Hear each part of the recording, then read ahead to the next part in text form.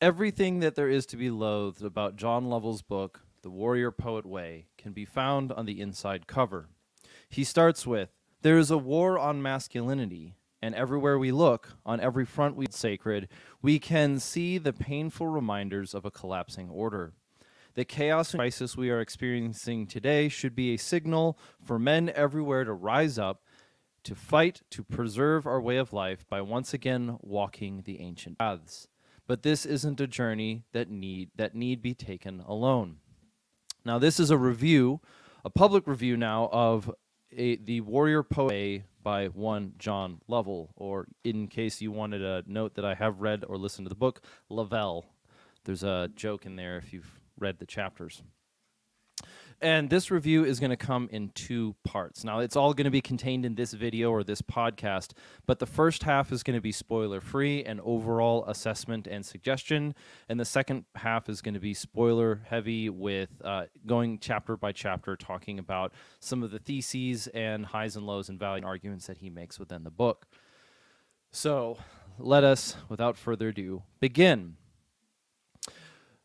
John Lovell's book, The Warrior Poet Way, comes from a long lineage of books written by men to Christians, or written by Christian men to Christians. Now, this one was published in 2023, but one of the books that could be said came before it was John Eldredge's Wild at Heart, which was published in 2001. And before that, there was Point Man by Steve Farrar in 1990. And before that, there was The Man of Steel and Velvet by Andelin in 1972. And you could even go back to 1899, where James Isaac Vance writes the book called Royal Manhood. And this lineage brings out, in a sense, the initial value of the book. Just because not everything that is said in this book is novel or original or completely produced by John himself alone doesn't mean that it doesn't have value. Now, this is far from an argument saying that there's plagiarism to be found in there. By no means. He is even calling back to this idea of an ancient order in the inside tab. And so the value, the introduction, the book itself is one more example of a good book written in a string of good books of earnest, honest men writing to their earnest, honest audience. However, The Warrior Poet Way differs from authors like C.S. Lewis and Mere Christianity in that it is not explicitly and entirely arguing from a Christian worldview, but implicitly at times and explicitly at others. Be clear, it is not that you find the entirety, the thesis of the book to be explicit and entire from the beginning, an argument for a Christian worldview. Rather, that sometimes John argues implicitly and sometimes he argues explicitly. And it does not begin with an argument for a Christian worldview like C.S. Lewis does in Mere Christianity, but rather he doesn't follow the same format of Mere Christianity by C.S. Lewis by beginning with an argument for the Christian worldview and then fleshing it out in additional chapters. Rather, John begins with a combination of moral urgency and moral imperative that are both justified not only through a Christian worldview, but in a sense resolved. There is an imperative, but that imperative also where the imperative serves as a solution to the urgency of sorts. The imperative, I need to explain that one more time because of how I'm trying to be specific about this. In Mere Christianity, C.S. Lewis begins with an argument for the Christian worldview and then explains it in further chapters. John does the opposite. He begins with a moral imperative and a sense of urgency, and later argues that that very moral imperative is solution to the urgency introduced at the beginning. And that is similar to that is why I put it more genealogy of Wild at Heart, Point Man, Royal Manhood, The Man of Steel and Velvet. Now, as for the tone, if you've watched John speak, whether on YouTube or in person, he maintains the same John Lovell attitude, the same John Lovell presence. He is serious at times and then silly. He will explain something that is deep and painful and then wrap it up with a dad joke. This tone remains consistent in his book. So it is unmistakably written by John Lovell. I don't think there's a ghostwriter going on here. Sometimes it comes to good effect. But if you but John is not writing from the position of a father or a mentor or a sage. He's rather writing somewhat in the style of a youth pastor who is simultaneously encouraging and provoking thought with a small window of exposition. And so this is not a, John Lovell's book, The Warrior Poet Way, is not a commentary or thesis level, like, not thesis even, it's not a commentary or dissertation level argument. It's much more of a digestible and, in fact, quite encouraging book, and I don't think that does it disservice. Of course, my opinion about the book is going to come through.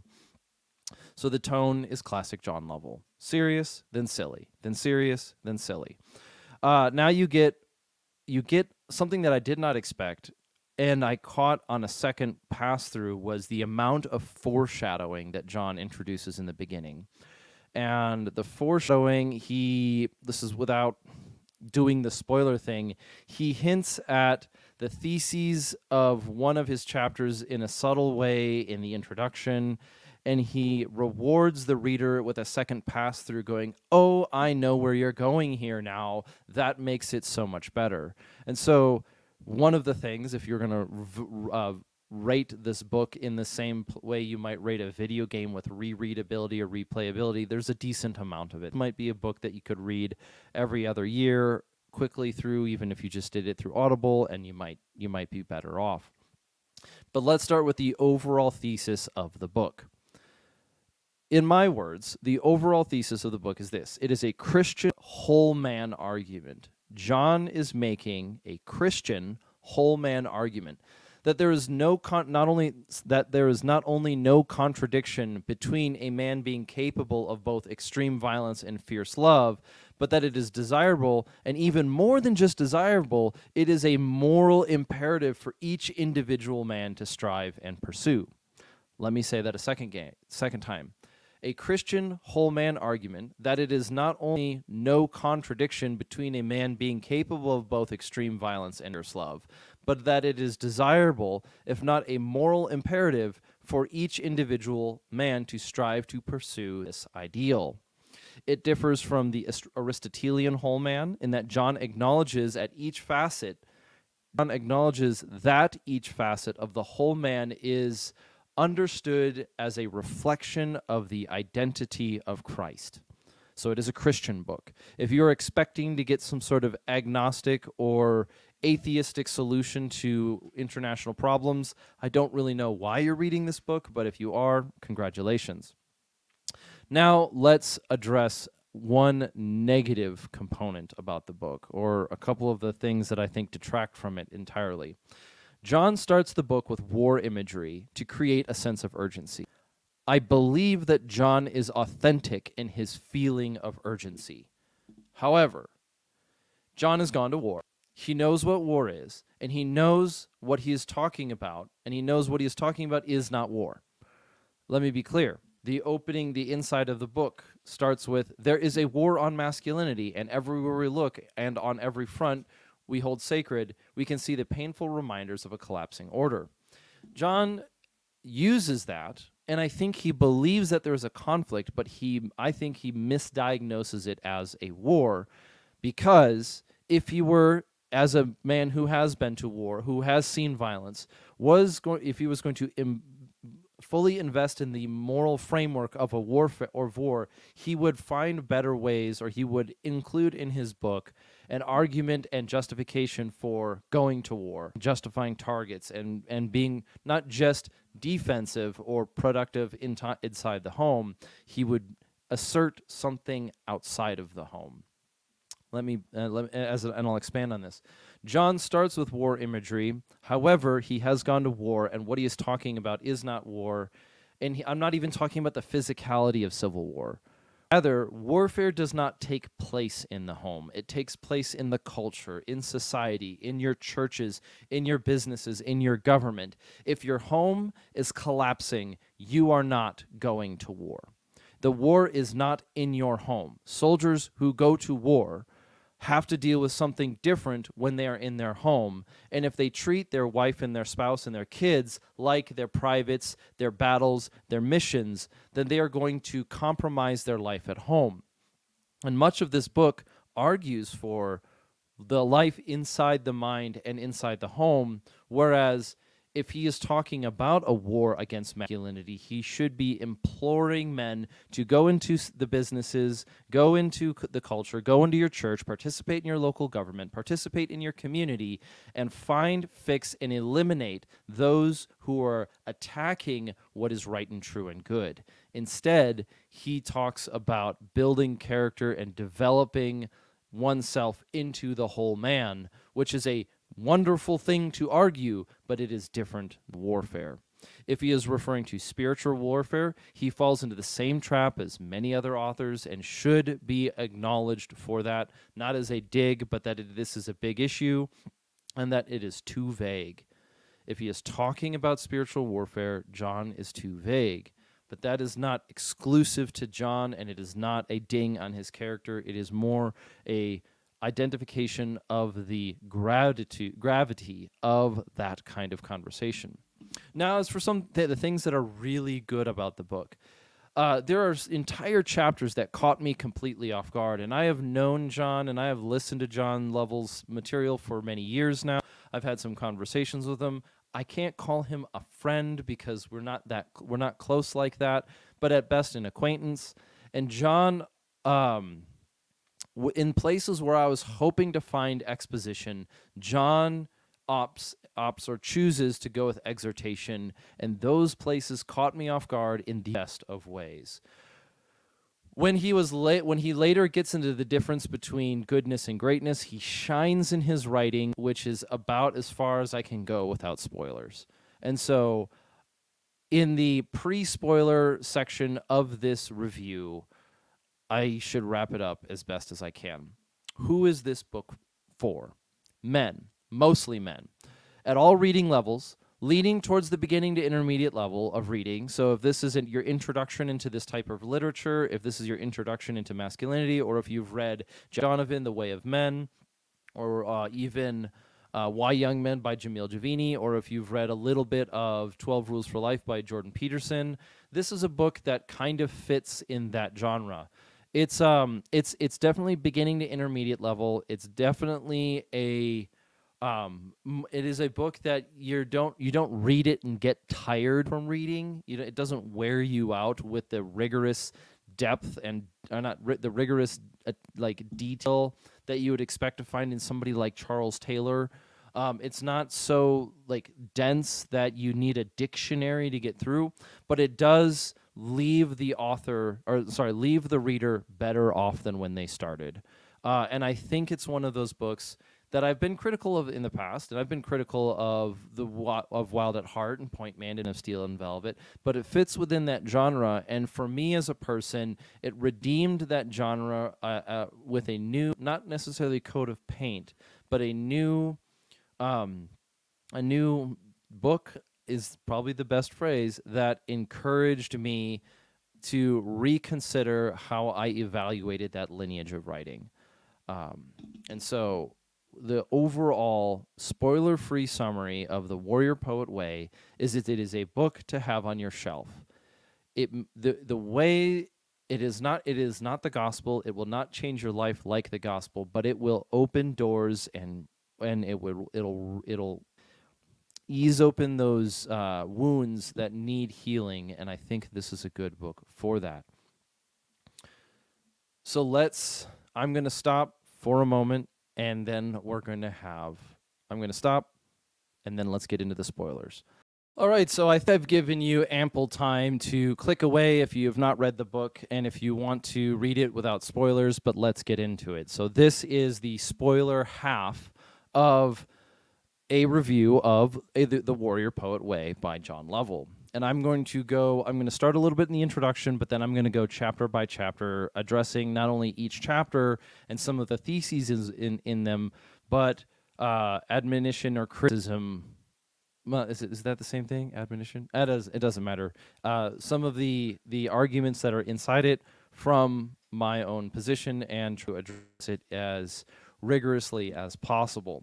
Now, the introduction of the book comes with a wonderful amount of foreshadowing, but that's what an introduction is supposed to do. And what I mean by foreshadowing is John is preparing the reader for what he's about to write about. Now,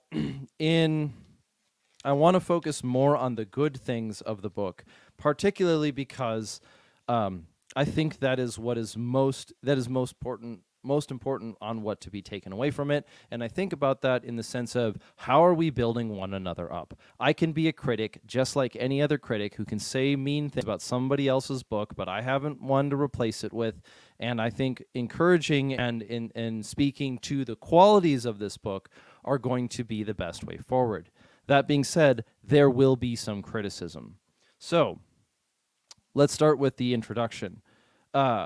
John introduces a series of assertions in his introduction, and one of them can be in the early part of the introduction where he says, men were meant for more.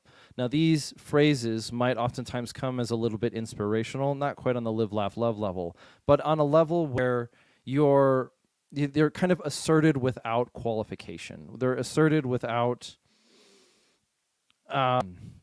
describing them in a metaphysical system. And another example of that is in this sentence. If the dormant parts of you and me came fully awake, imagine the lives that would benefit, those of our wives and our children, as well as our coworkers and community members, even our friends.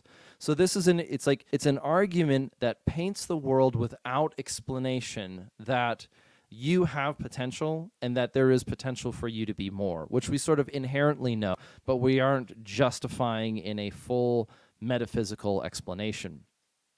But if we get into chapter 1, and that's what is included in some of the introduction. As you don't read the introduction as a rigorous philosopher who's trying to parse and particulate each element into its most distilled form. Recognize that John is writing more in his classic way, where he is not only trying to inspire and encourage, but acknowledge in himself ideals that he could pursue better. And so let's get on with ideals. Chapter 1 is a world in need of warriors. Now, this is indicative of both John Lovell's style of writing. You see, in the beginning, he opens up with this sort of war scene, which turns out to be a stick fight between friends. And again, this is that John building urgency and releasing it with levity, sometimes in catharsis, sometimes in sort of stagnation. But he talks about, and there's an important element that needs to be addressed on page 4. He makes the statement, there was a time not too long ago when men were allowed to be strong. And this is where the tone and phrase of John's writing is indicative of that lineage that I've talked about in the past, but I want to start to take apart. What he is arguing is that the world that you exist in is one where you must seek the permission of others to do the thing that you ought to do. There was a time, I'm rereading again, there was a time not too long ago when men were allowed to be strong. A strong man is not strong because he's allowed to be. A strong man is strong. It has nothing to do with being allowed. If you believe there is a moral imperative to be strong, then it is regardless of the permission of other people. What is more important here is he goes on to talk about on the next page about we must summon the part of us that our society hasn't completely squashed with the hammer of political correctness. The concern that I have in this framework will be resolved a little bit later, but it does come up like this. If you believe that you need the permission of somebody who wields political correctness as a hammer in order to be a man, you will always lose. Do not ask for permission from people who despise the thing you're asking permission to be. If somebody overtly states that they hate that which is good, do not pursue that person's permission to do what is good. If he makes a moral argument, that men should be strong, should be courageous, should be in control of themselves, but yet he argues that you must also seek permission for it, it dismisses the qualities that he's arguing for. But as we move on, this permission seeking is not unusual, but instead he goes on page 23 and he brings up the ideal. This is our ideal, quoting page 23. A man who is dangerous enough to kill and just might, but who is never out of control. A sacrificial savage. A man who such a man loves well and fights well, able to discern what is needed. And this is the thesis that makes John Lovell's writing so good. This is the value that he's arguing with.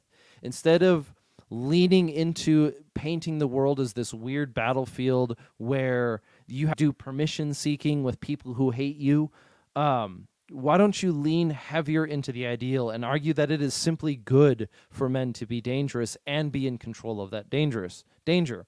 Now, he does that. And he does that in the first chapter, but he does that at the second part of the first chapter. He doesn't do that in the beginning.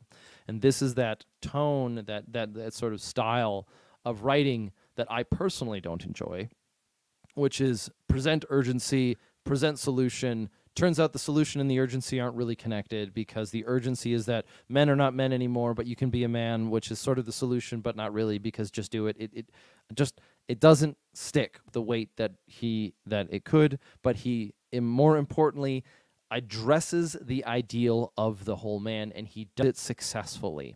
John presents a Christian ethic argument. Well, he presents a Christian whole man argument that men should be both capable and in control, that people should not look at them as soft and dainty, but rather dangerous and moral at the same time.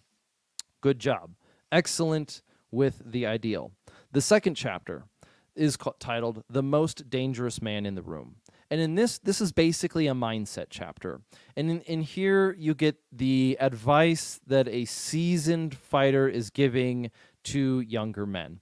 The idea that the most dangerous man in the room is not going to be a novel idea for some readers. If you've been to war, perhaps for a while, or if you've been experienced in jiu-jitsu and you've gone to go down fighting sports or fighting skills, I guess. This chapter is entirely going to be novel, but it is of vital importance. And that is, John is once again, as an experienced or seasoned fighter, giving advice on mindset to younger men. And that advice and that mindset comes up that the advice is that the way that we evaluate people's skill and danger should not be as skin deep as it is presented. In fact, the people who participate in the most dangerous activities very rarely telegraph it or show off what they're doing. Now, this idea could be fleshed out a little bit deeper, and it is presented in a rather safe and harmless manner. John is presenting the idea of a dangerous man in sort of a very gentle delivery. And perhaps that's the point, because John might actually be laying a trap for other men's ego. By presenting, if you were to think of John as a predator, he's going to write a chapter about being the most dangerous man in the room without presenting himself as the most dangerous man in the room. But then he also is using that as an opportunity to give advice to younger men, especially those who are going to be engaged in professional violence, that the pathway or the people who are the most dangerous do not make it very obvious at all times. In fact, we might be better off not to. There's an added imperative, however, buried in this chapter, in that he is also arguing. He also adds a combination of something like the Strauss-Howe generational theory, which is hard times create good men create easy times create weak men create hard times, or whatever that four-way rotation is. He takes a combination of that and this sort of assertion that there will be dangerous men, but will they be good, into effect, and he argues through those two things that there's a bit of a moral imperative for good men to also be dangerous. And so in the beginning of this chapter, I appreciate that he presents it in this way, where he begins with explaining as a seasoned warfighter or a seasoned fighter what dangerous can look like, or how being truly dangerous doesn't present itself so obviously. It doesn't boast about it. I appreciate that he starts with that, but then he ends with a bit of a moral imperative that men who are in pursuit of the good ought also become dangerous. Now for chapter 3, which is Battle the Inner Coward. Let's see, do I have all my notes on this one? Very important identification of strong, bad, weak, and good. Oh, let's go back to chapter 2, The Most Dangerous Man in the Room. On page 43,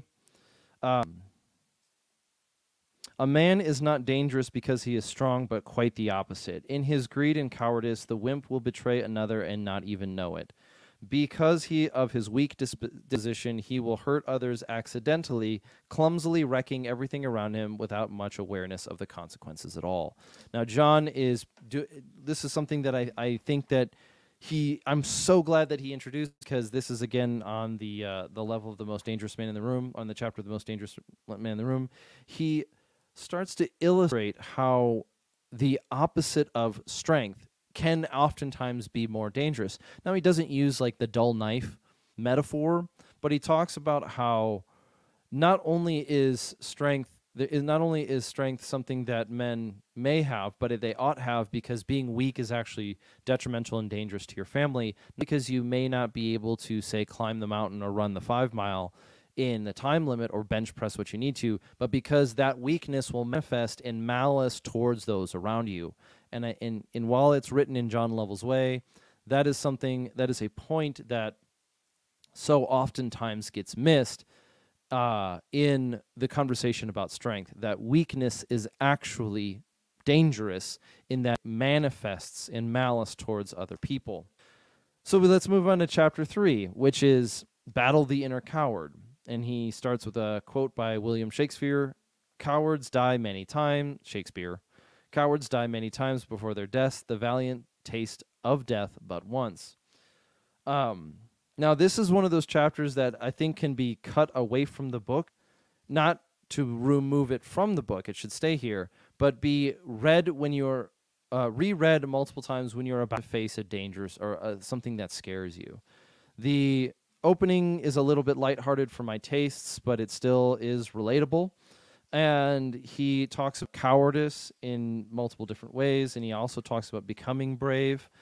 This chapter on battling the inner coward will be paralleled in a later chapter, but I get the impression that this chapter could become a book in itself, and it as a chapter reflects a lot of the overall spirit of the book of the whole as a whole.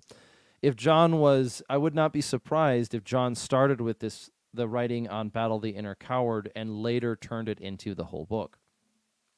So I'm going to move past that, because we need to get into the next chapter, which is 4, which is Face Death Where You Die. This is a touching chapter full of lamentation and indicative of the turn from young man to midlife, but with gravitas.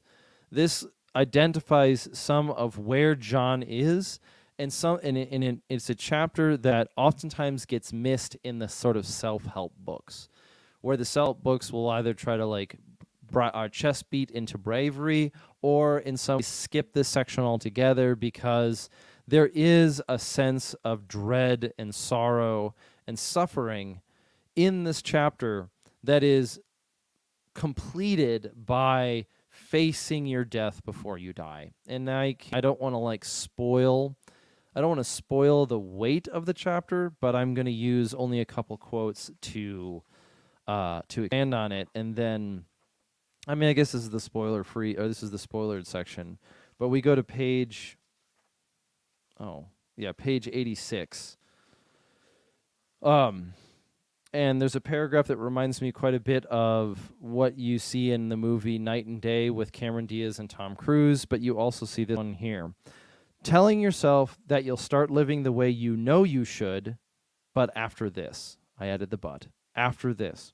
And the whatever this is, the next thing could be a raise. This is a continuing reading. The next thing could be a raise, some stressful situation at home, or even a big goal. Then you tell yourself you'll spend more time with the kids and wife and focus on reconnecting with those you care most about.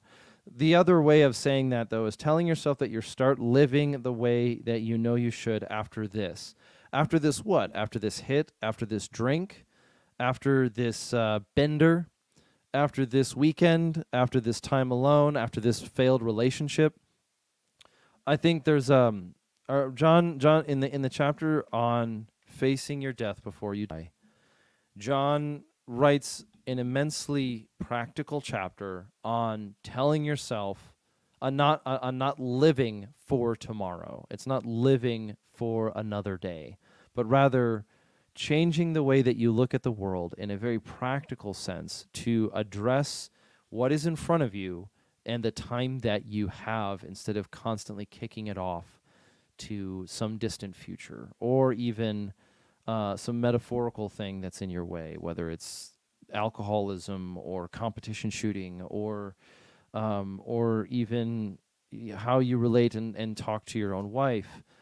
This is a chapter where I would expect to see, this is a chapter that reminds me quite a bit of some of the writing you might find in Proverbs, and I mean that as a compliment, but it also goes on to, or it kind of concludes with this thing called a sober resolution, and that he contrasts the lives of Sigmund Freud and C.S. Lewis, where both of them were immensely productive, but one of them had faced death before he died, and the other one just chose to die instead.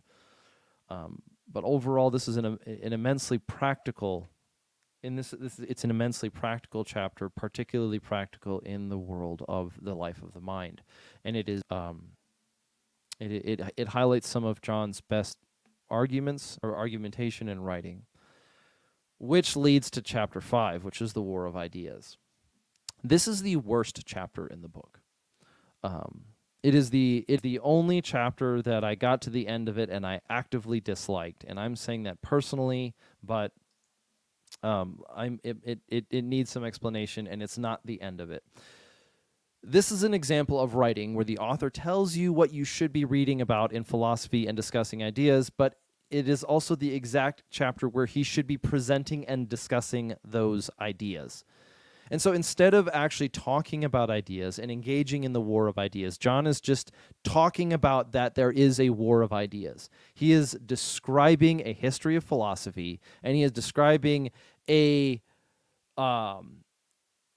is telling you that telling the reader that the reader should read and discuss, when John should be discussing the ideas that he would be discussing. This is a chapter that is telling someone to go study philosophy where it should be being a philosopher. And this is the only time where I'm going to kind of let go a little bit on how much on this chapter's kind of issues, but I'll be brief on it. John tells in this chapter where he should be showing. If he calls himself the Warrior Poet Society and he talks about the heart and the mind and the body, this is a chapter of the neglect of this is a chapter that doesn't exactly neglect the mind, but he is only arguing like that you should instead of doing it. And it's a book. I'm reading a book. If I'm reading a book on philosophy, I should be reading about philosophical ideas. This is as a philosopher, this is as a philosopher in that sense. Everyone's got a philosophy. This is on page 100. Everyone's got a philosophy, but some are clearly better than others. A good philosophy leads to greater understanding, and it builds more and more so we can know more and more about more and more and make better decisions. Yes. Okay. Then he talks about Mother Teresa, and he talks about the modern intellectuals are the destroyer of truth, and he talks about the millennial generation, and our parents are boomers or Gen Xers, and that while real philosophers seek to better understand what is true and live by it, anti-philosophers want to argue that there are no absolute truths and that everything is merely relative. I know that there are some people out there that are still clinging onto this bathwater of moral relativism, but it is not something that has the weight of considerable scrutiny. It is just I think most moral relativism is intellectual cowardice and should be identified as such. So to close off John's chapter on the War of Ideas, he closes with this. To be a warrior poet means understanding what rights and freedoms you've received from previous generations and being willing to fight to keep them. But John, you failed to introduce what those important imperative ideas were outside of a kind of description of truth and a kind of description of values, and that people hate values. So, yes, it's not Stephen Pressfield, it's not C.S. Lewis, it's not Charles Taylor, it's not, but it's there, right? It's not an argument like Jordan Peterson. So let's move on, because that is the only chapter that I actively disliked. So, without further ado, the next chapter 6 is Every Warrior Needs a Muse, and this chapter is a heartfelt argument against the military culture that John and I grew up with, or John grew up in, where divorce was regular and the joys, struggles of love were replaced with deployments. Now, this is a chapter for people not married, married, have been married for a long time. Anywhere where you're at in that one, he presents a challenge to all of the stages. And for those who have been, well, except for those who have been married maybe way longer than he has, but let's not digress. And John is presenting a challenge to all of these different people on living a fulfilling marriage and pursuing your wife in a fulfilling way. He provided helpful advice for both my wife and I as we struggle through the challenges that starting Redacted has brought upon. And there's a lot of marriage advice in the way that someone might look to an older brother or a friend or somebody who has a little bit of humor and a whole lot of compassion built into it. This chapter is not a substitution for marriage counseling, but it is an excellent chapter that you shouldn't skip thinking you got it all just because you're married. I will return again to what this chapter is. It is a heartfelt argument against the idea that we can disdain love and replace it with the urgency of a deployment, a job, or whatever, and rather that men should not seek for permission in other people, but should not necessarily seek for permission, but pursue love with boldness.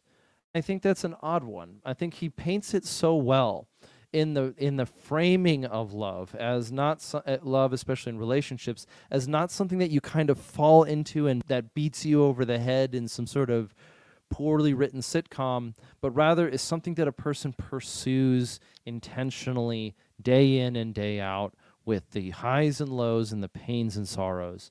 And for a man who he's been married for 17 years at the time of writing, he presents some useful and encouraging components for pursuing love in relationships. And so that's kind of the awkward one. Now, the next chapter is titled Learn to Dance, and this chapter comes in two halves. The first half is a completion of chapter 3, which is Battle the Inner Coward, where John presents courage in a way that is not battle-centric. Now, it's not tropey, although you could probably argue it that way. I wouldn't really take it in that well. It shouldn't be taken in that well. He talks a lot more about being balanced, which is actually he's making this argument that you should do things that scare you, and do things that even things that are not, say, life-threatening, like jumping out of a plane or bungee jumping or base diving or going to war, but there are other things that scare us and that we should be courageous in pursuing and solving those things. It's sort of a Christian ethic version. It's a sort of Christian ethic that just because you're afraid doesn't mean that you're permitted not to, or you shouldn't do it. In fact, maybe pursuing the fear and conquering the fear through diligence and bravery, not just bravado, is good for itself. That there is a Christian ethic to the obstacle being the way forward, and this is applied in the relationship, in relationships and in love and in conversations and in family. And the second half of the chapter is a preparation for what is to follow. He puts a heavy emphasis on balance, and he puts a heavy emphasis on identifying balance in all areas of life, not just simply balancing the warrior and the poet, but the minutiae of the warrior and the poet ways in different areas, maybe work or relationships or church or community or participation. But what he's doing here, and I don't know if it's intentional actually, but if it isn't, then congratulations. Or if it is intentional, well done. And if it wasn't intentional, congratulations. I think your hard work is paying off. Because in the later parts of the chapter, he's presenting a refreshing metaphor for a subject that is easily tired with repetition, which is not that balance is the solution, but it is something to be pursued. And that it is something that it can be achieved, and it is something that we can seek after in our life with our wives and our children and our families and our jobs and our pursuits and our hobbies, and, which leads into the next chapter, our ambition. So this is the 8th chapter. The 8th chapter is called Goodness, Not Greatness. And if you're looking for heavy conviction, this is where you're going to find it. And this is the sole chapter that I have used to justify not producing a spoiler for the entire book. This is John's writing at his best, and with a second pass, there's foreshadowing throughout the book. This is a chapter about ambition, and this is a chapter about achievement and striving for greatness and pursuing all of the things that keep you up at night and drag you into the depths of hell because of regret and pain and depression. This is the chapter where John is arguing not only about ambition, but that ambition is not alone, that we cannot survive solely on ambition, but we require something else. And he's paraphrasing, in a sense, ambition with greatness, and it's greatness in achievement, greatness in the measure of a man, greatness in success. It is this argument that ambition can't just be the only goal in our lives, but will be there, and it ought be there. This is not the passive argument that you see from so many masculine writers, especially in the Christian sphere, to kill your ambition, kill your desire, kill your drive, and go be passive. If John were to holistically identify the war metaphor in the beginning of the book, this is where he would have done it. But even though it's not in these pages, this is the chapter that makes this entire book worth reading. It is not oftentimes when you read a book and you've got 250 pages of slog for 3 pages of solid gold, but those 3 pages are worth the entire book. If you've read Crime and Punishment, you know it doesn't really come till fruition till the end. And in John's book, it is in pages 190, where does this start? Page 100 and 180, where all of the reading and listening that you've done up to this point comes together in a great sense of conviction.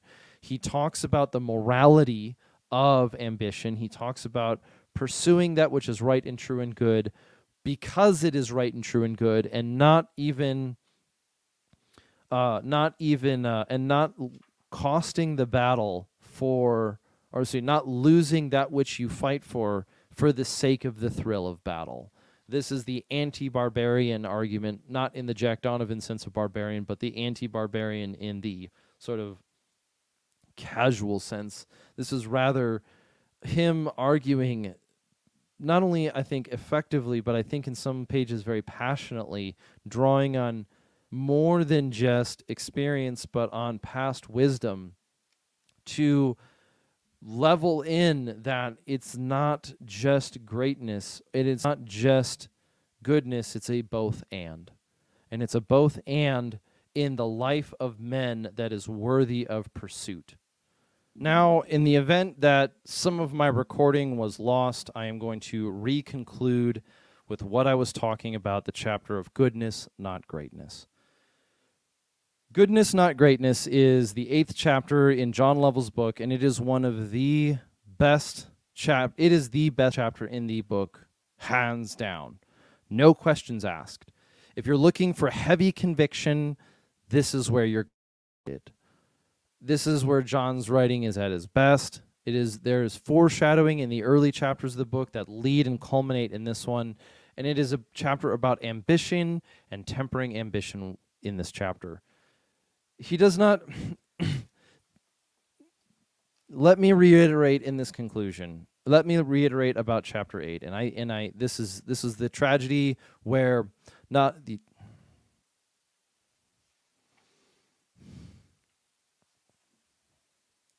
John chapter in Goodness Not Greatness, John does not condemn ambition. Rather, he fulfills it with the pursuit of goodness. He does not condemn men for pursuing greatness, but he builds it into a complete picture. It builds into that whole man attitude where you might think that your ambition is driving you to become the whole man, to become the complete ideal, but rather ambition alone is not the solution. The ambition to greatness, to even if that greatness is the ideal of the whole man, is not sufficient. Rather, we must pursue being good. We must pursue being good and doing that which is good for the sake of goodness. And so this chapter, being John's best writing and best writing in this book so far, does what is it? It's the word. It starts with the V. It justifies its place on the shelf. It plants John Lovell firmly in that lineage of Wild at Heart and Point Man and Man of Steel and Velvet, Royal Manhood, and these other Christian books written from men to men. And this is something that really does, it just adds so much value as a philosopher in this philosophical sense with these moral imperatives and priorities and values and integration. And so if you're hesitant about reading John Lovell's book, or you've started it and you haven't gotten this far because his kind of his kind of teeter-totter between serious and silliness is wearing you out, I suggest you power through it. Read chapter 7 on Learn to Dance, and then read chapter 8 on Goodness Not Greatness. It is the best chapter in the book, by far. So chapter 9, moving on, and I'm sorry, even if that is going from a high to like kind of something more casual, chapter 9 is something that I'm really not going to comment on because I do not have children myself, but he argues for raising children well and pursuing their lives and livelihood well, and I think this is something that is very oftentimes missing, but I do not believe it is appropriate for my commentary to be presented at this time, not because of standpoint epistemology, but just because I have not a lot to say about it. But let's move on to the last chapter, which is chapter 10, How to Stay Free. This chapter is a challenging chapter to read because it's one part homesteading, it's one part conceptual isolation, sort of. It's another part of what to focus on that you can control.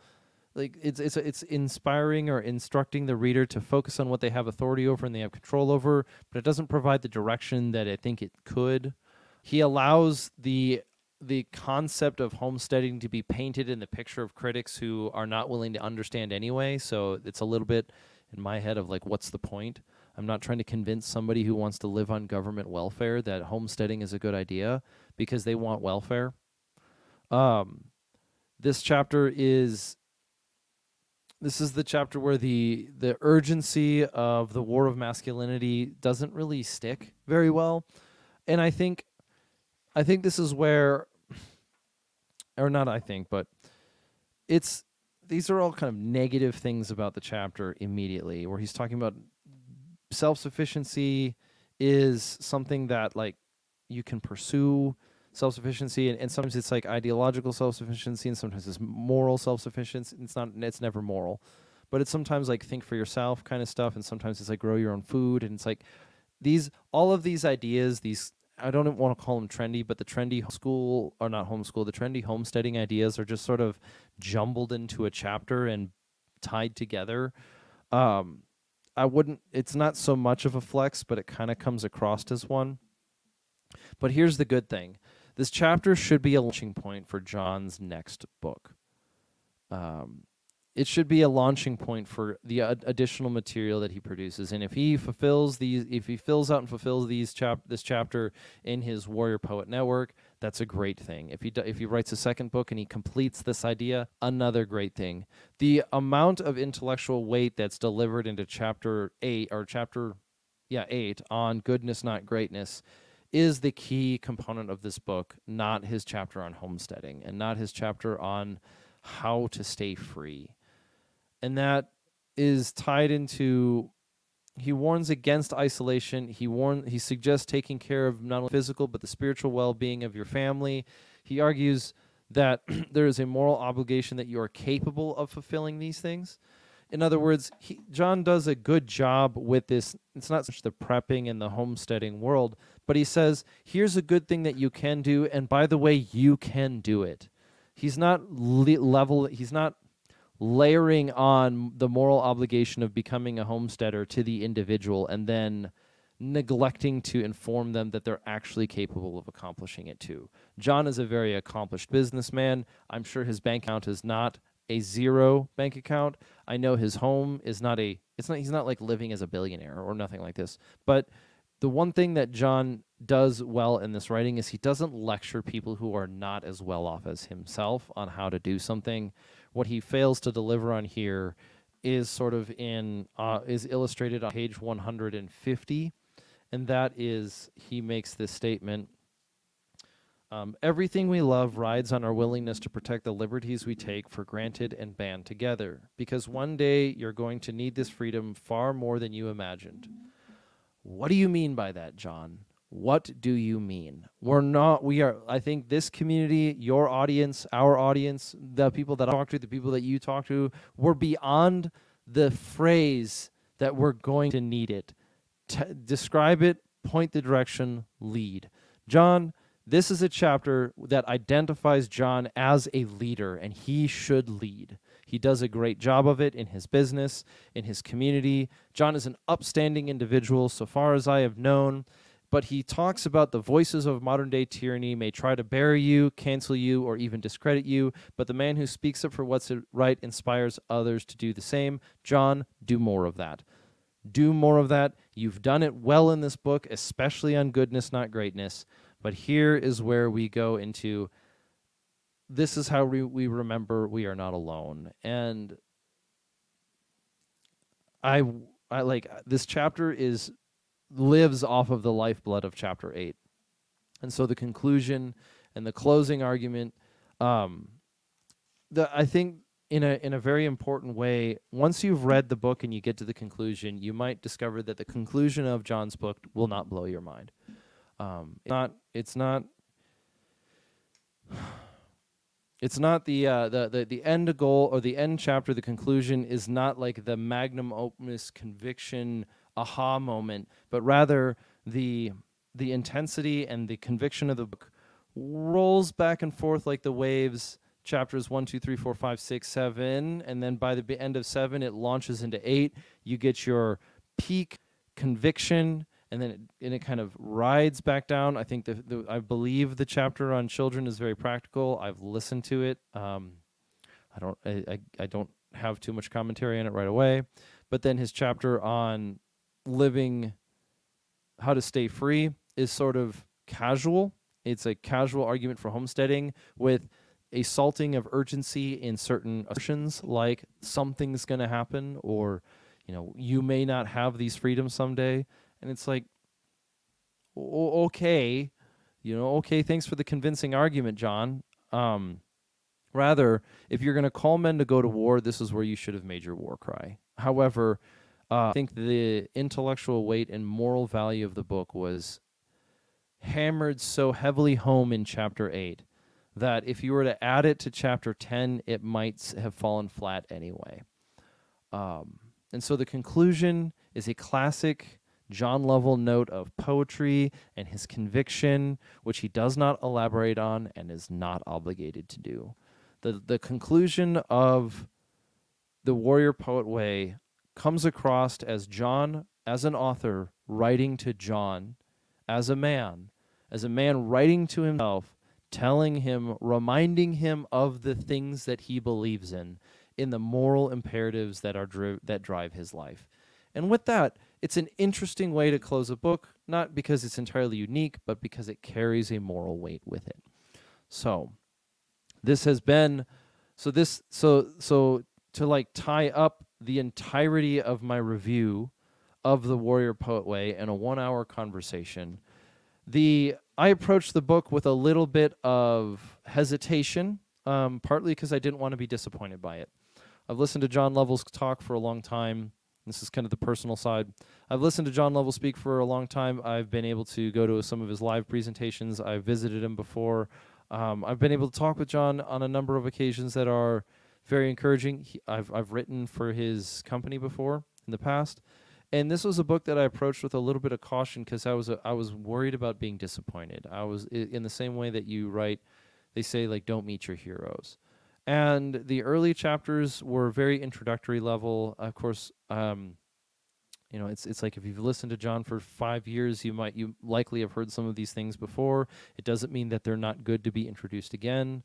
But as chapter 7 on learning to dance was sort of tying in and closing off and preparing the reader for chapter 8, it broke me down in ways that I was not expecting to, where it challenged and validated my ambitions, and it challenged and validated my desire to do things that are important or good or great even. I want to contribute to the corpus of human literature on just war theory and how we think about violence. But at the same time, he so critically challenged me on the things that I've been neglecting, whether it's my family or my life or my faith or my decisions.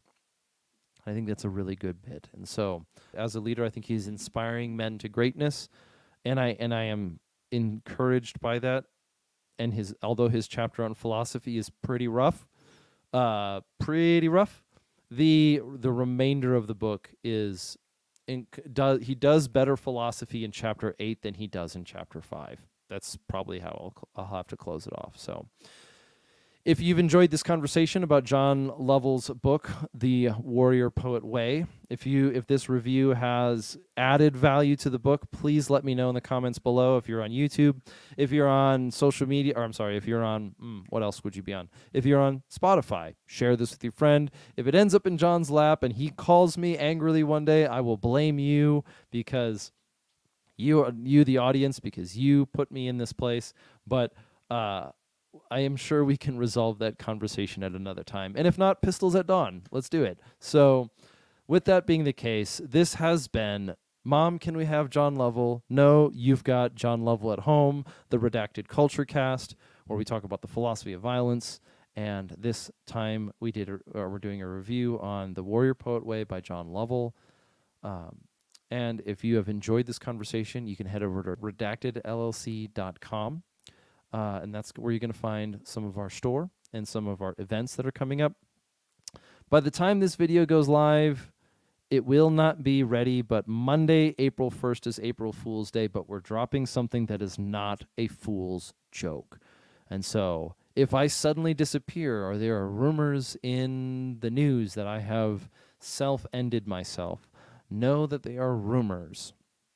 And so Monday's release, Monday, April 1st, 2024, we are dropping something that is not an April Fool's joke, but might be mistaken as one if you don't read the fine print. That being the case, go forth and conquer.